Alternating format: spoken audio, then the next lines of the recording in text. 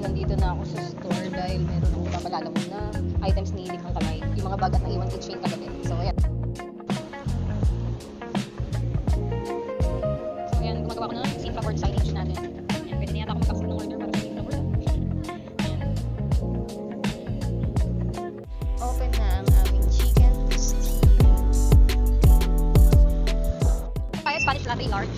At yung order. Ito, chicken pastil jar, 95, 120 ml na yan. Punong-punong to, hindi kayo mabibitin dito. Pastil jar. Mas masarap siya kasi masusulit mo yung chicken dito sa 120 ml. Diba? Ayan. Yan na yung mga menu natin. Ito. Hindi pa ako nakapaglagay ng signage sa labas. Maliit pa lang yung nailagay ko yan.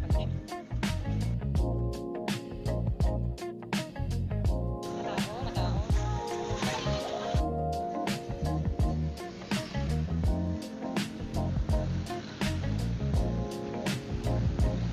Order tayong salted barako, salted caramel barako blend, at isang Spanish barako at isang caramel macchiato na arabsa, 40 liter. Abot ko na kay CJ sa kabila kasi nandun na siya, doon na si CJ sa pastil natin.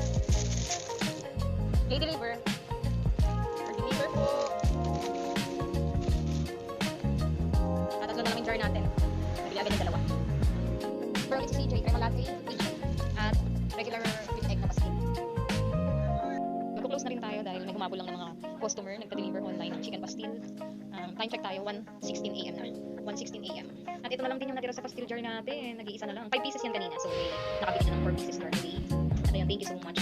Dahil binalagbag nyo ang chicken pastil. Balagbag na yung araw na to. Kakalapag pa lang ng chicken pastil natin, pero balagbag na.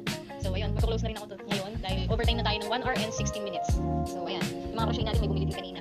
At then, next time pa ako mag-rapid. So, si CJ, wala dito dahil nag-deliver pa ng order na chicken pastil double. So, yun.